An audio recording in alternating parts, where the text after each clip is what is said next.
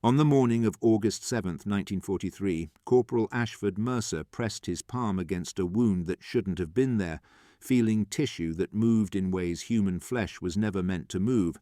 and in that moment he understood that something fundamental about this war had changed. The Marine on the stretcher was still screaming, though the sound came out wet and broken, and Mercer's fingers encountered not just the expected trauma of a bullet wound, but something else entirely. Something that crackled under his touch like crushed glass mixed with meat, tiny fragments working their way deeper with each pulse of the man's failing heart. Smoke was still rising from the entry point, an acrid chemical smell that made Mercer's eyes water, and when he pulled his hand back, his palm was covered not just in blood, but in a black residue that stank of cordite, and something sweeter, more terrible. Private Kincaid was holding the man's shoulders down, his own hands shaking, his face gone the colour of old paper, and neither of them had words for what they were seeing because the wound itself seemed to be expanding, the surrounding tissue darkening and separating in concentric rings as if the bullet had carried with it some infectious malignancy that continued to work long after the projectile had stopped moving. The fighting on New Georgia had been brutal from the first day, but the medics of the 169th Infantry had seen gunshot wounds before, had treated men torn apart by mortars and shredded by machine guns, had learned to work with steady hands even when the jungle around them erupted in fire and the screams of wounded men mixed with the chatter of distant weapons. They had developed a rhythm, a terrible efficiency born of necessity, and they knew what a bullet wound looked like, knew how the human body responded to high-velocity metal, knew which wounds were survivable and which meant a man would die no matter what you did. But this was different. The Marine had been hit in the upper chest, just below the clavicle, and the entry wound was small, almost neat, exactly what you'd expect from a rifle round. It was what lay beneath that defied everything Mercer had learned in his months of treating casualties. When he'd cut away the blood-soaked uniform and started to pack the wound, his fingers had encountered a cavity that seemed impossibly large, as if the bullet had somehow hollowed out the man's chest from the inside. The tissue walls were ragged, torn in a starburst pattern, and embedded throughout were tiny metal fragments, hundreds of them, each no bigger than a grain of rice. But together they had transformed what should have been a serious but treatable wound into something catastrophic. Kincaid had been the first to notice that some of the fragments were still hot, that they sizzled when they touched the saline-soaked gauze, and that observation had sent a cold spike of fear through both medics, because bullets didn't do that. Bullets punched through flesh and bone, and either lodged or exited, but they didn't explode, didn't scatter shrapnel throughout the wound cavity, didn't continue burning after impact. The wounded Marine was trying to speak, his lips forming words that wouldn't come, his eyes wide and pleading, and Mercer could see the realization dawning in that gaze, the understanding that this was wrong, that his body had been violated in a way that went beyond the normal horror of combat. Blood was flowing too freely, pulsing from places that shouldn't have been damaged by a single bullet, and when Mercer tried to find the source, he discovered that the projectile had fragmented along its path, that pieces of it had been driven laterally through the chest cavity, tearing through vessels and organs that should have been spared. He worked frantically, packing gauze into the wound, trying to create pressure, but there were too many bleeding points, too much damage, and his hands kept encountering more fragments, more evidence that whatever had hit this man was fundamentally different from the ammunition they'd faced before. The man died 6 minutes later, drowning in his own blood, despite everything Mercer and Kincaid did, and as they laid him down and moved to the next casualty, neither of them spoke about what they'd seen because they didn't have the vocabulary for it yet, didn't have a framework to understand what kind of bullet could do that much damage.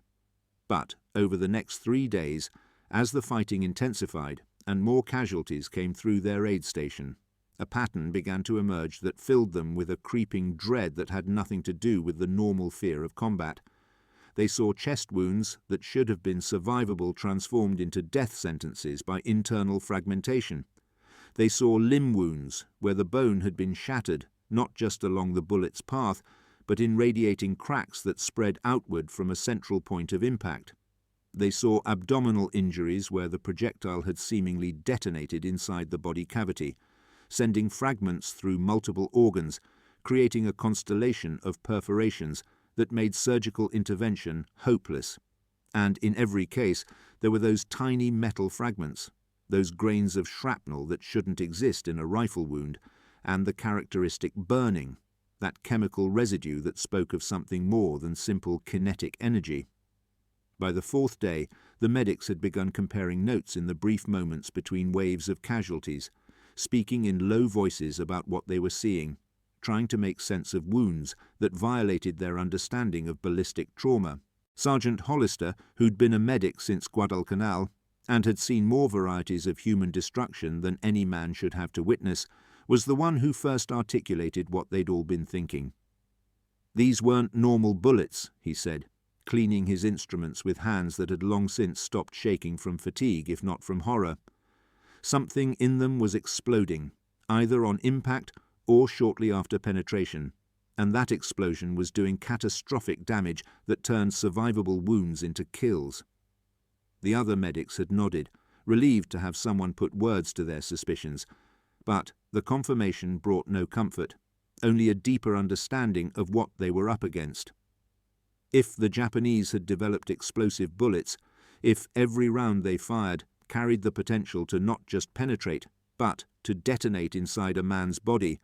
then the calculus of survival had fundamentally changed. Lieutenant Brackett, the battalion surgeon, had been sceptical at first when Hollister brought him the theory, but after examining the next 3 casualties himself, he'd gone pale and quiet, his fingers probing wounds with a delicacy that spoke of growing horror. He'd extracted fragments from one man's thigh, tiny pieces of copper jacket surrounding what looked like a compressed powder that crumbled at his touch,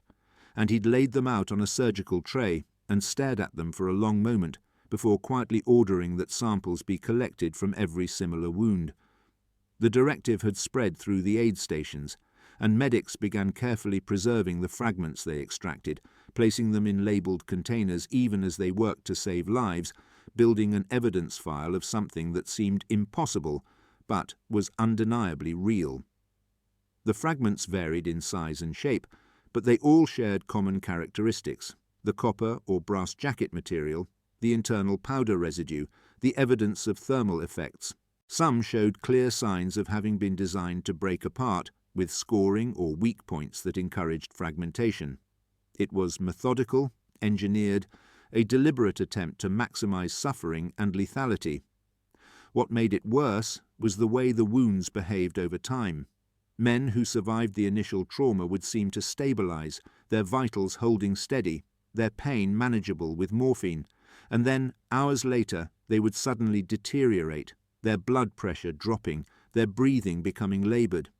When surgeons opened them up, they found that the tiny fragments had continued to migrate through tissue, driven by muscle contractions and blood flow, creating new injuries far from the original wound track. A fragment that started in the shoulder might work its way toward the heart. A piece lodged in the abdomen might perforate the intestine hours after the initial injury.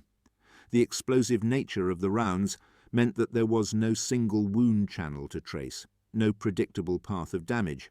Instead, each injury was a 3-dimensional puzzle of destruction, with fragments scattered throughout the body in patterns that seemed almost random but were actually dictated by the physics of the explosion and the density of surrounding tissue.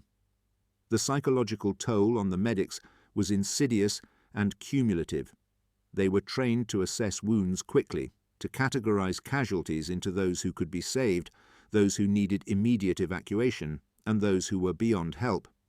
But these explosive rounds destroyed that triage system because wounds that looked manageable on the surface concealed catastrophic internal damage. A man with a single entry wound in his arm might be bleeding to death internally from fragments that had been driven into his torso.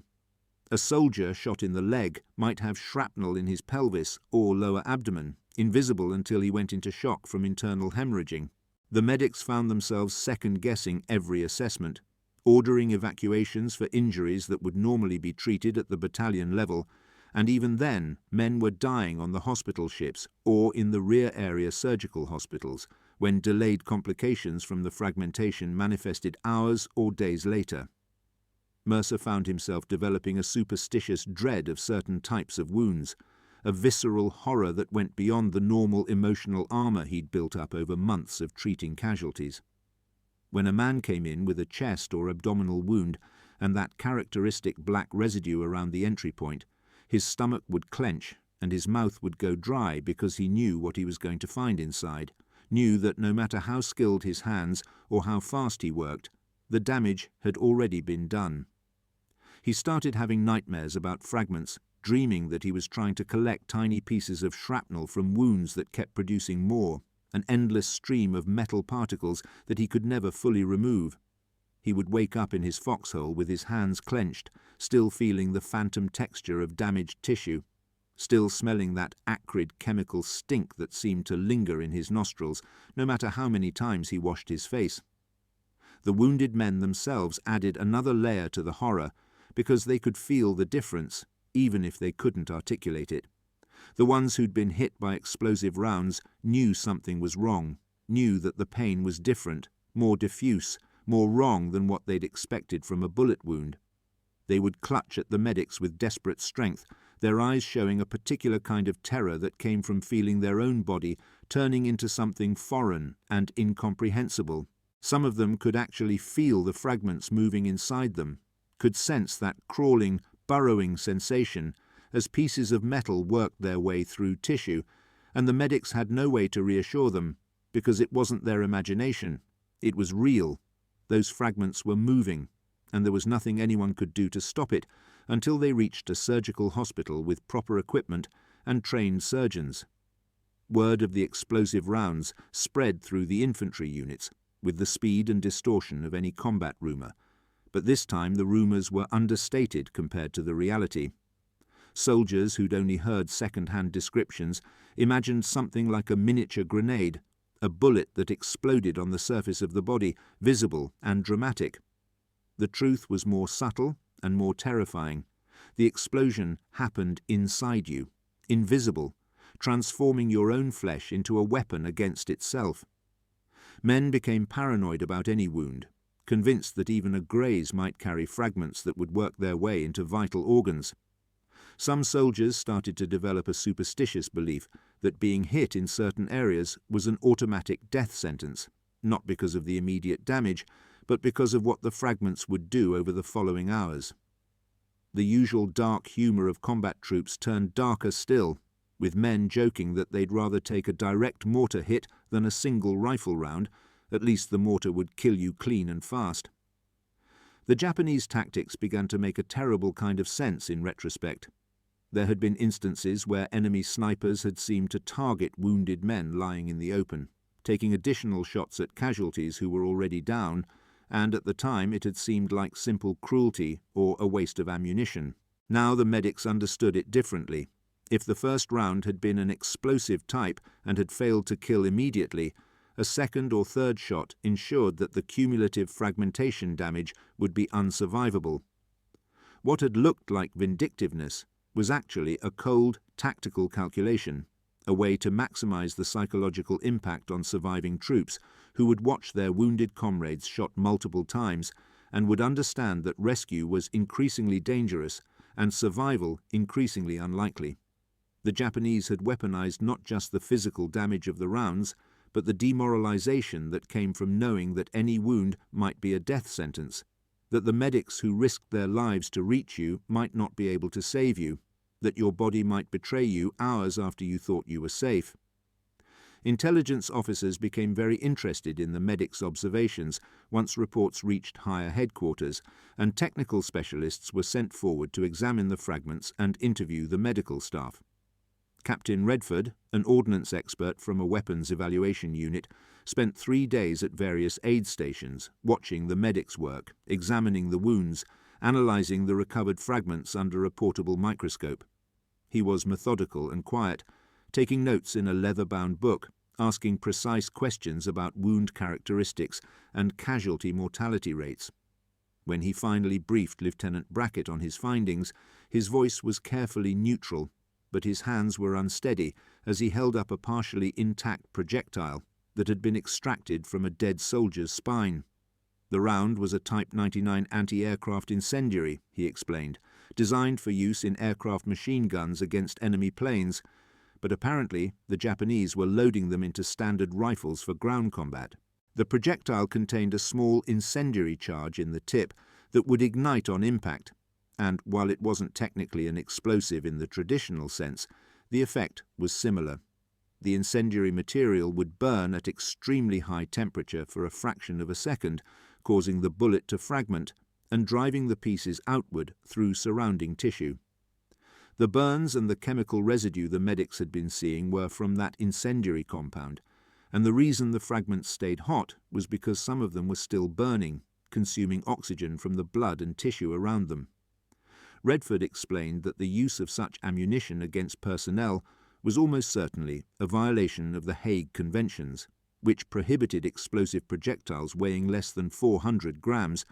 but international law meant little in the jungle of the South Pacific, where the war had devolved into a brutal struggle for survival. What mattered was the tactical reality. The Japanese had found a way to dramatically increase the lethality of their small arms fire without requiring specialized weapons or major logistical changes. The Type 99 rounds could be fired from standard Arisaka rifles with only minor adjustments to account for the slightly different ballistics, and while they were less accurate than standard ammunition at long range, in the close quarters fighting that characterized the island campaigns, that disadvantage was negligible. Each round that hit had perhaps a 70 to 80% probability of being fatal, even with immediate medical attention, compared to maybe 30 to 40% for standard ammunition. That differential was enough to tip the calculus of combat significantly in favor of the defender, especially in the kind of bunker-to-bunker fighting where the Japanese defensive tactics excelled. The medics listened to Redford's briefing with expressions that ranged from grim satisfaction at having their observations confirmed to barely suppressed rage at the cold, technical language used to describe what they'd been living with for weeks. Mercer found himself clenching his jaw so hard it ached, his mind filling with images of the men he'd watched die, the specific faces and voices and desperate last words, and he wanted to grab the captain and shove his face into a wound cavity and make him see what his careful analysis really meant in terms of human suffering. But he stayed silent because he was exhausted and because anger was a luxury they couldn't afford when there were still casualties coming in and the fighting showed no signs of letting up. Redford concluded his briefing by noting that counter-tactics were being developed, that intelligence would be disseminated to help soldiers identify when they were facing units using the explosive ammunition, that improved body armor might provide some protection, but everyone in that tent knew those were hollow reassurances because the fundamental equation hadn't changed. Men were still getting hit, the rounds were still exploding inside them, and the medics still couldn't save most of them. The wider impact on medical doctrine came slowly but inexorably, as reports from New Georgia were corroborated by similar observations from other theaters where American forces were engaging the Japanese. Aid stations began to be reorganized with the assumption that a higher percentage of casualties would require immediate evacuation rather than field treatment, straining the already overtaxed system of medical evacuation and rear area hospitals. Triage protocols were revised to account for the fact that wounds, which would normally be classified as delayed, might actually need immediate attention due to hidden fragmentation. Medics were trained to look for the telltale signs of explosive rounds, the black residue, the thermal burns, the disproportionate internal damage relative to the entry wound size. Surgical teams were briefed on the need to thoroughly explore wound cavities for fragments and to watch for delayed complications from migration. The entire medical chain from frontline aid station to hospital ship had to adapt to a threat that transformed the nature of combat medicine in fundamental ways. What the reports and briefings and protocol changes couldn't capture was the emotional weight that settled onto the medics themselves, the way each death from an explosive round felt like a personal failure, even though they knew intellectually that there was nothing more they could have done. Hollister started to show signs of what would later be called combat fatigue, but in 1943 was just understood as a man who'd seen too much and stayed too long at the edge. His hands remained steady when he worked, but his eyes took on a haunted quality, and he stopped sleeping more than a few hours at a time, startling awake at the smallest sound. Kincaid developed a nervous habit of washing his hands constantly, scrubbing them raw in his canteen water, trying to get rid of stains that were no longer visible, but that he swore he could still see. Mercer found himself unable to eat without feeling nauseated, his appetite destroyed by the memory of textures and smells that had become inextricably associated with mealtimes because casualties didn't stop coming just because it was lunch or dinner. The Japanese defenders seemed to understand the psychological impact they were having because they began to deliberately target areas where casualties were being collected, where the cries of wounded men would draw in medics and stretcher bearers, and then those rescue attempts would result in more casualties who themselves would need rescue, creating a cascading cycle of death that consumed medical personnel at an unsustainable rate. It was a calculated cruelty that went beyond simple tactical advantage and entered the realm of systematic demoralization. The medics had to make impossible choices about when to risk going forward, had to weigh the life of the wounded man they could see against the potential lives of the medical team that might be lost trying to reach him. Some men died within sight of aid stations because the approach was too dangerous, their screams audible for hours until they finally fell silent, and the medics who survived carried the guilt of those abandoned casualties long after the fighting ended. There were small victories, moments when a man with an explosive round wound survived because the fragment pattern happened to miss vital structures, or because a medic's quick action prevented hemorrhage, or simply because of luck and the mysterious resilience of the human body. These successes were celebrated with an intensity that went beyond the normal satisfaction of saving a life, because they represented proof that the explosive rounds were not absolute death sentences, that skill and speed and determination still mattered. But they were rare enough that they couldn't offset the cumulative weight of the failures, the steady stream of men who died despite everything the medics could do, who looked up at them with confused betrayal in their eyes, as if to ask why the people who were supposed to save them couldn't make the pain stop, couldn't put them back together, couldn't undo what the bullets had done. The physical exhaustion of working in the tropical heat with inadequate sleep and irregular meals was compounded by the emotional exhaustion of dealing with wounds that defied treatment. Medics found themselves going through the motions with a kind of desperate automatic efficiency, their minds partially disengaged as a protective mechanism against the horror they were processing with their hands. They developed gallows humor that would have seemed psychotic to anyone who hadn't lived through the same experiences, joking about fragment counts and wound geometries in ways that helped them maintain distance from the human cost of what they were seeing. They formed tight bonds with each other, understanding without words that they were part of a brotherhood of the damned, men who'd been exposed to suffering that would mark them permanently even if they physically survived the war. As the weeks stretched into months and the campaign ground forward with agonizing slowness, the medics adapted because they had no choice. They learned to recognize the sound of the Type 99 rounds, a slightly different crack than standard ammunition, though whether that difference was real or imagined, none of them could say with certainty. They developed an instinct for which wounds were likely to be explosive types and which were conventional, though that instinct was built on a foundation of deaths they'd witnessed and patterns they'd extracted from carnage. They got faster at fragment extraction, more efficient at packing wounds, more skilled at keeping men alive long enough to get them to surgical care. But they never got used to it, never reached a point where the horror became routine, because each new casualty was a unique person with his own story and his own agony, and the explosive rounds ensured that each death was drawn out and terrible in ways that defied habituation. The Japanese themselves rarely survived to be questioned about their use of the ammunition, but occasional prisoners and captured documents revealed that the Type 99 rounds were considered effective, but were in limited supply, that they were being allocated strategically to units in defensive positions where they could have maximum impact. This information was both relieving and disturbing. Relieving because it meant not every Japanese soldier was firing explosive rounds, disturbing because it meant the ones who were had been specifically chosen and positioned to inflict maximum casualties on attacking forces.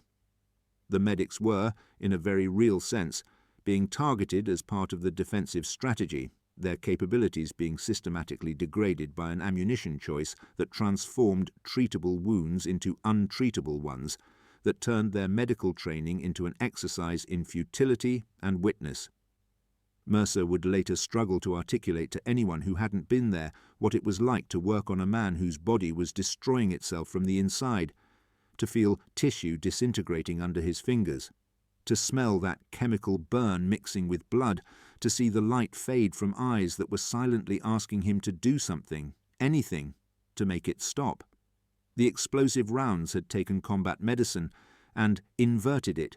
had made the medic's presence sometimes feel like an extended torture session, where they kept men conscious and aware while their bodies failed in ways that were agonizing and irreversible.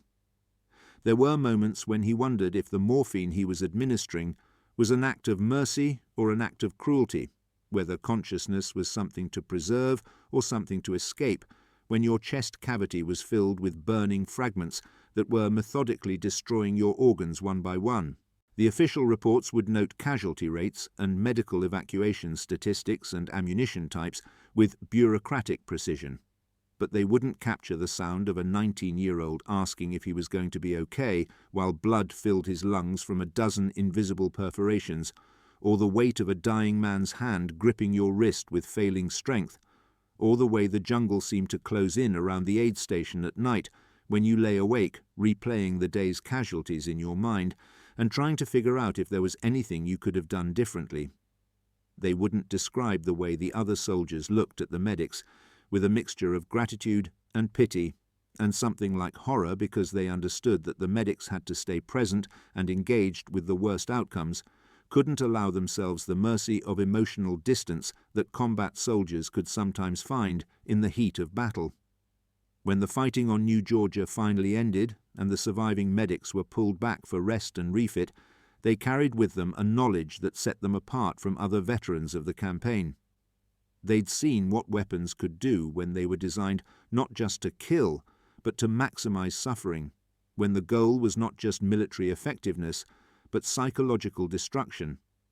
They'd learned that the human body could be violated in ways that went beyond simple physical trauma, that technology could transform flesh into something unrecognizable, alien, wrong, and they'd learned that their role as healers could be weaponized against them, that their instinct to save lives could be used to draw them into situations where they became casualties themselves or had to watch helplessly as men died from wounds that should never have existed. Years later, when asked about his service, Mercer would say little about the actual fighting, about the Japanese positions, or the tactical situation, or the broader strategic context of the Solomon Islands campaign. Instead, he would remember specific moments with crystalline clarity, the texture of tissue damaged by explosive fragments, the smell of the incendiary compound burning in a wound cavity, the sound of a man trying to breathe through lungs that had been shredded by migrating shrapnel, the weight of failure that settled onto his shoulders with each death. He would remember Kincaid's shaking hands, and Hollister's haunted eyes, and Lieutenant Brackett's quiet anger when the casualty counts came in. He would remember the heat and the mud, and the constant presence of death. But most of all, he would remember the wounds themselves, the evidence written in flesh of a calculated cruelty that made the normal horror of war seem almost merciful by comparison. The last image he would carry, the one that surfaced unbidden in quiet moments decades after the war ended, was from the final day of fighting when a young Marine was brought in with an explosive round through the abdomen, and there was nothing to be done except make him comfortable with morphine and stay with him until the end. The man had been lucid enough to understand what was happening, had asked Mercer to write a letter to his family, had dictated a few broken sentences about missing home and being proud to serve before the pain became too much and coherence slipped away. Mercer had held the man's hand and felt the pulse growing weaker, had watched the light fade from eyes that were too young to hold so much pain, and in that moment he'd understood with absolute clarity that some wounds couldn't be healed, some damage couldn't be undone. Some horrors simply had to be witnessed and endured and carried forward into whatever future awaited on the other side of war. The sun was setting over the jungle when the Marine finally died, the shadows growing long and the sounds of battle finally fading into an exhausted silence. And Mercer had sat there with the dead man's hand still in his own, too tired to move, too emotionally depleted to process what he'd just experienced. Around him, the aid station was full of similar scenes, medics and corpsmen sitting with their casualties, living and dead, all of them marked by what they'd seen and done and failed to do. Somewhere in the distance, a bird called out, a sound of normalcy that seemed impossibly out of place in this landscape of suffering, and Mercer had looked down at his hands, still stained with blood and that black residue that never quite washed clean, and had known with absolute certainty that this war had changed something fundamental in him, had taught him things about human fragility and human cruelty that could never be unlearned, and that whatever man he'd been before New Georgia was gone forever, consumed by the same explosive force that had destroyed so many bodies under his desperate, inadequate care.